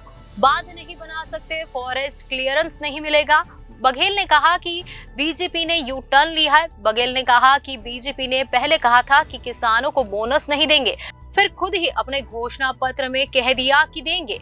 छत्तीसगढ़ में बीजेपी धान की कीमत बढ़ाने का वादा कर रही है और दिल्ली में किसान समर्थन मूल्य में खरीद की मांग करते हुए आंदोलन करते रहे। कई किसान मरे, तब उन्होंने कुछ नहीं किया। प्रधानमंत्री गैस सिलेंडर 450 रुपए में देने की बात कर रहे हैं, तो फिर उसके दाम बढ़ाए क्यों थे? आप केंद्र में सत्ता में हैं और छत्तीसगढ़ मध्य प्रदेश की जनता से दाम कम करने का वादा कर रहे हैं, तो क्या दिल्ली यूपी में नहीं करेंगे? उन्होंने कहा, क्या बिगाड़ा है? उन्हें क्यों नहीं सस्ता सिलेंडर मिलना चाहिए? बघेल ने कहा कि इस तरह बीजेपी और प्रधानमंत्री एक तरीके से स्वीकार कर रहे हैं कि महंगाई बढ़ने के लिए वे जिम्मेदार है और महंगाई से परेशानी हो रही है, ये भी मान रहे हैं। मध्य प्रदेश में 17 नवंबर को एक चरण में हुई वोटिंग के बाद 3 दिसंबर को नतीजे आने हैं। प्रदेश की दोनों प्रमुख पार्टियों ने अपने प्रदेश कार्यालय में कंट्रोल रूम बनाए हैं। यहाँ बैठकर पूरे प्रदेश की मतगणना की निगरानी की जाएगी। इस कंट्रोल रूम की कमान दोनों ही पार्टियों के बड़े नेताओं के हाथ में रहेगी। 5 राज्यों में मतदान खत्म होने के बाद अब हर किसी को 3 दिसंबर यानी कि काउंटिंग के दिन का इंतजार है। मध्य प्रदेश में 17 नवंबर को एक ही चरण में वोटिंग हुई और अब 3 दिसंबर को मतगणना होनी है।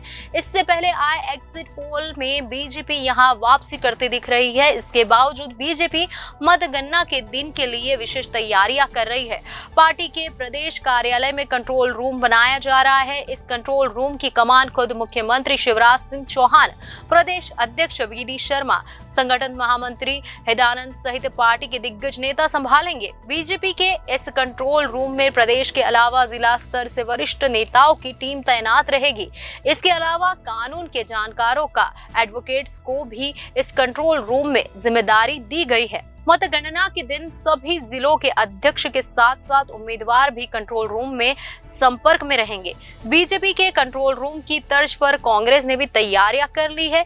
यहां भी प्रदेश कार्यालय में एक कंट्रोल रूम बनाया गया है। इसमें पीसीसी चीफ कमलनाथ के अलावा मुख्यमंत्री दिग्विजय सिंह सहित प्रदेश के वरिष्ठ नेता निगरानी करते रहेंगे। दोनों ही पार्टियां कंट्रोल रूम से प्रदेश और जिलों की हर एक स्थिति पर नजर रखेगी। इसके अलावा उम्मीदवार और संगठन के पदाधिकारी सीधे कंट्रोल रूम के संपर्क में रहेंगे। बीजेपी की ओर से जिलों में भी वरिष्ठ नेताओं की तैनाती की गई है। इसके अलावा समय समय पर कानून के जानकारों की टीम से भी सुझाव लिए जाएंगे। कांग्रेस की ओर से पूर्व महाधिवक्ता शशांक शेखर कमान संभालेंगे। उनके साथ भी वकीलों की एक टीम रहेगी। काउंटिंग के दिन उम्मीदवार या अभिकर्ताओं को कोई समस्या आने पर यह टीम मार्गदर्शन देगी। मुंबई वडोदरा रोड प्रोजेक्ट में भिवंडी तालुका के कई गांवों के किसान की खेती की जमीनें प्रभावित हुई है। धोखाधड़ी के मामले सामने भी आ रहे हैं, जिसमें फर्जी किसानों, आदिवासी महिला और भूमाफिया शामिल है। भूमि मालिकों को बाजार मूल्य के अनुसार मुआवजा मिल रहा है, लेकिन उन्हें भ्रष्टाचार का सामना भी करना पड़ रहा है। मुंबई वडोदरा रोड प्रोजेक्ट में भिवंडी तालुका के कई गांवों के किसानों की खेती की जमीनें प्रभावित हुई है। हालांकि इन भूमि मालिकों को बाजार मूल्य के अनुसार करोड़ों रुपए का मुआवजा भी मिल रहा है, लेकिन मुआवजा पाने में भ्रष्टाचार के मामले सामने आ रहे हैं। पहला मामला फर्जी किसानों का आया था, जिन्होंने 11 करोड़ रुपए की धोखाधड़ी की थी। इसके बाद एक बुजुर्ग आदिवासी महिला से धोखाधड़ी कर 58 लाख रुपए हड़पने का मामला दर्ज किया गया। अब धोखाधड़ी का तीसरा मामला सामने आया, जिसमें भूमा माफिया के किसानों से 16 करोड़ रुपए की धोखाधड़ी की है। पीड़ित किसान उपविभागीय अधिकारी कार्यालय में न्याय के लिए लड़ रहे हैं। जानकारी के अनुसार तालुके के मौजेवड़ स्थित मृतक द्वारकाबाई काशीनाथ पाटिल के सर्वे नंबर की 13 एकड़ जमीन में से 6 एकड़ जमीन मुंबई वडोदरा रोड प्रोजेक्ट में चली गई थी।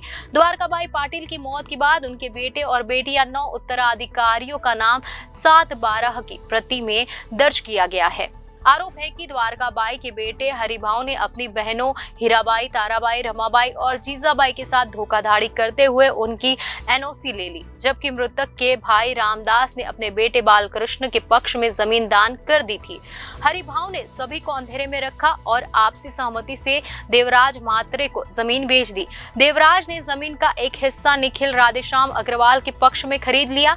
इस जमीन से हरिभाव को 5.1 करोड़, देवराज को 3.88 करोड़, निखिल को 6.28 करोड़ और वैशाली लक्ष्मण पाटिल को 54.40 लाख रुपए का मुआवजा मिला। वहीं अब जमीन के वारिसों को राशि जमा करने का पत्र मिला तो किसान परिवार को ठगी का एहसास हुआ।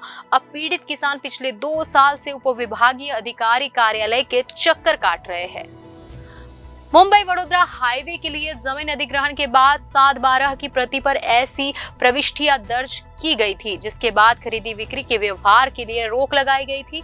लाभार्थी किसान बालकृष्ण ने आरोप लगाया है कि हरिभाव और उनके साथ मिले भूमि माफिया ने पुराने 7/12 की प्रति लगाकर जमीन खरीदी है, जबकि उसने अपनी दादी से साढ़े करार करके 25 गुंठा कृषि भूमि खरीदी थी। हरिभाऊ ने उस भूमि का भी मुआवजा ले लिया है। पंजीयन पत्र में कहा गया है कि देवराज ने बालकृष्ण और वैशाली के हिस्से की भूमि का रकबा छोड़कर रजिस्ट्री की थी। रामदास के उत्तराधिकारी बालकृष्ण को उस जमीन का मुआवजा नहीं मिला। इसके तनाव में कुछ दिन पहले ही उन्हें दिल का दौरा भी पड़ गया था। हैदराबाद की company Navyug engineering company limited को उत्तरकाशी सुरंग बनाने का टेंडर दिया गया था। जल्द ही सरकार की तरफ से कंपनी को रेस्क्यू ऑपरेशन में खर्च हुए पैसों का बिल भेजा जाएगा। रेस्क्यू ऑपरेशन के दौरान केंद्रीय मंत्री वीके सिंह भी लगातार डटे रहे। उत्तरकाशी सुरंग में 17 दिन तक चले रेस्क्यू ऑपरेशन का पूरा खर्च निर्माण करवा रही कंपनी उठाएगी। हैदराबाद की नवयुग इंजीनियरिंग कंपनी लिमिटेड को सिलख्यारा बारकोट सुरंग बनाने का टेंडर दिया गया है। राष्ट्रीय राजमार्ग अवसंरचना विकास निगम लिमिटेड के निदेशक यानी प्रशासन और वित्त अंशु मनीष खलको ने बताया कि हम जल्द ही रेस्क्यू ऑपरेशन में खर्च हुए पैसों का बिल निर्माण कंपनी को भेजेंगे।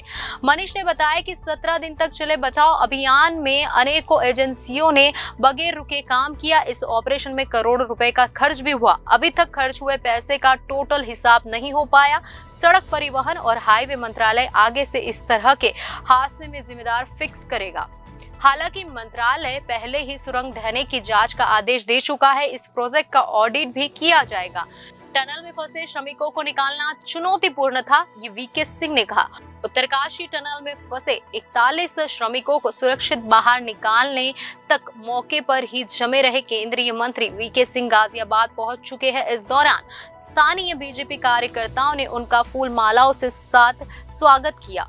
उन्होंने बताया कि 41 श्रमिकों को सुरक्षित टनल से निकालना एक चुनौतीपूर्ण कार्य था। जैसे जैसे समय बीत रहा था, चिंता बढ़ने लगी थी, लेकिन वहां जुटी टीम के प्रयास और टनल में फंसे श्रमिकों की हिम्मत से इस ऑपरेशन में सफलता प्राप्त करने में मदद की। इस ऑपरेशन में रेस्क्यू टीम के साथ प्रधानमंत्री कार्यालय, मुख्यमंत्री समेत पूरी उत्तराखंड सरकार और कई मंत्रालय के संयुक्त प्रयास शामिल रहे। इस ऑपरेशन ने साबित कर दिया कि भारत किसी भी आपदा से निपटने के लिए सक्षम है। केंद्रीय मंत्री ने बताया कि एक बार तो समझ नहीं आ रहा था कि क्या किया जाए, बाद में पूरे प्लान के साथ रेस्क्यू ऑपरेशन किया गया।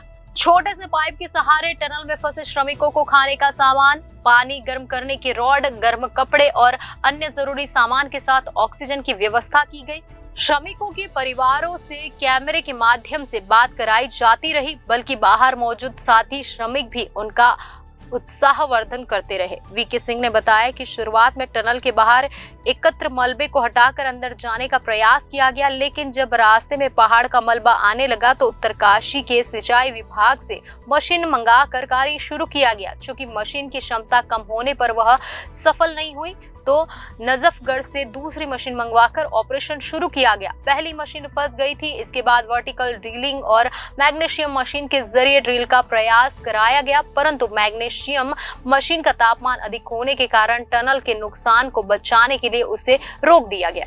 लोकसभा चुनाव को लेकर बिहार में सियासी पारा चढ़ने लगा है। खास तौर पर एनडीए में शामिल एलजेपी, रामविलास और राष्ट्रीय लोक जनशक्ति पार्टी में घमासान तेज है। खास तौर से चिराग की पार्टी ने चाचा पारस की टेंशन बढ़ाने के लिए बड़ा दावा कर दिया है। आखिर क्या है लेटेस्ट अपडेट, अब आपको बताते हैं। चाचा पशुपति पारस और भतीजे चिराग पासवान के बीच घमासान कोई नया नहीं है। जब से रामविलास पासवान की पार्टी एलजेपी में दो फाड़ हुआ, तभी से दोनों सियासी दिग्गज एक दूसरे के खिलाफ शहमात का खेल खेलते रहते हैं। चल रहे अंतर पारिवारिक संघर्ष के बीच चिराग पासवान की पार्टी लोक जनशक्ति पार्टी ने बड़ा ऐलान कर दिया। पार्टी ने दो टूक कहा है कि चिराग पासवान बिहार के हाजीपुर से 2024 का लोकसभा चुनाव लड़ेंगे। यह सीट चिराग के पिता और पार्टी संस्थापक दिवंगत रामविलास पासवान का गढ़ माना जाता है। संसद में हाजीपुर का प्रतिनिधित्व चिराग के चाचा पशुपति कुमार पारस कर रहे हैं। वो अभी राष्ट्रीय लोक जनशक्ति पार्टी यानी आरएलजेपी का नेतृत्व कर रहे हैं। पारस ने हाजीपुर में 24वें स्थापना दिवस के अवसर पर एक कार्यक्रम आयोजित किया, जिसमें उन्होंने खुद को रामविलास पासवान की एलजेपी के असली राजनीतिक उत्तराधिकारी के तौर पर पेश किया। एक और पशुपति पारस ने ये दाव कर रहे हैं वो कि दूसरी ओर उनके खेमे की वीणा देवी ने चिराग पासवान का सपोर्ट कर दिया। वो पटना में चिराग के साथ मंच साझा करती दिखी। अब चिराग की पार्टी एलजेपी ने बड़ा दावा कर दिया। एलजेपी यानी रामविलास संसदीय बोर्ड के अध्यक्ष हुलास पांडे ने एक स्थानीय न्यूज चैनल को बताया कि हाजीपुर के लोगों ने चिराग को चुनने का मन बना लिया है।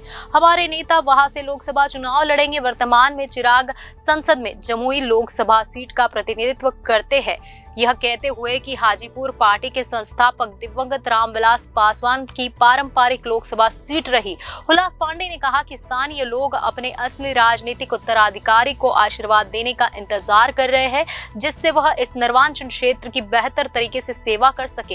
हुलास पांडे ने जोर देकर कहा कि हाजीपुर के लोग चाहते हैं कि चिराग वहां से चुनाव लड़े। बीजेपी नेतृत्व को भी लगता है कि अगर चिराग इस सीट से मैदान में आते हैं तो यह एनडीए के लिए अच्छा होगा। बीजेपी नेतृत्व से आश्वासन मिलने के बाद हम यह दावा कर सकते हैं।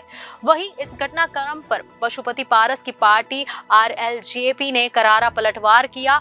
पार्टी राष्ट्रीय सचिव मयंक मौली ने कहा कि यह अजीब है कि चिराग की पार्टी हाजीपुर सीट पर दावा कर रही है। हालांकि इस मुद्दे पर अब तक कोई निर्णय नहीं लिया गया है। मयंक मौली ने बताया कि आपको पता होना चाहिए कि एनडीए ने सीट बंटवारे के फॉर्मूले को अभी तक अंतिम रूप नहीं दिया है। दूसरे सहयोगी दलों के मौजूदा सांसदों के बीच सीट वितरण के लिए एक स्थापित मापदंड है। मौली ने आरोप लगाया कि चिराग जमुई से भागना चाहते हैं क्योंकि उन्होंने अपने निर्वाचन क्षेत्र के लिए कुछ नहीं किया। जनता के बीच उनके खिलाफ गहरी नाराजगी है।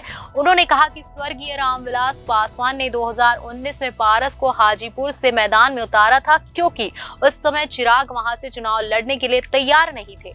चिराग ने हाजीपुर सीट पर इस आधार पर दावा किया है कि उनके पिता ने अतीत में रिकॉर्ड 8 बार इस सीट का प्रतिनिधित्व किया है। 1977 में हाजीपुर लोकसभा सीट 4.24 लाख से अधिक वोटों से भारी अंतर से जीतने के बाद पासवान रातों रात एक राष्ट्रीय व्यक्तित्व बन गए थे। Dry day in MP Madhya Pradesh में 3 दिसंबर का दिन बहुत ही खास होने वाला है। इस दिन प्रदेश में हुए विधानसभा चुनाव 2023 के परिणाम घोषित किए जाएंगे। इसके चलते 3 दिसंबर यानी रविवार को 24 घंटों के लिए ड्राई डे रहेगा। 2 दिसंबर की रात से लागू होगा निर्वाचन आयोग का है ये आदेश। प्रदेश की शराब प्रेमियों के लिए 3 दिसंबर के दिन को लेकर बुरी खबर सामने आई है। प्रदेश में जो लोग रोज शराब पीने के शौकीन हैं, उनके लिए खबर परेशान करने वाली हो सकती है। प्रदेश में 3 दिसंबर के दिन 24 घंटे के लिए शराब की बिक्री नहीं की जाएगी, यानी प्रदेश को ड्राई डे घोषित किया गया है। इस दौरान शराब की अवैध बिक्री करने पर या फिर पब्लिक प्लेस पर शराब पीते हुए पकड़े जाने पर आबकारी विभाग के नियम के अनुसार कार्रवाई की जाएगी। साथ ही ऐसा करते पकड़े गए लोगों को सीधा जेल भेज दिया जाएगा। दरअसल एमपी में 17 नवंबर के दिन विधानसभा चुनाव के मतदान हुए थे, वही 3 दिसंबर के दिन इसके परिणाम घोषित किए जाएंगे। इसके चलते प्रदेश में 2 दिसंबर की रात से लेकर 3 दिसंबर तक किसी भी वाइन शॉप में शराब की बिक्री नहीं की जाएगी। इसके आदेश निर्वाचन आयोग ने दिए हैं।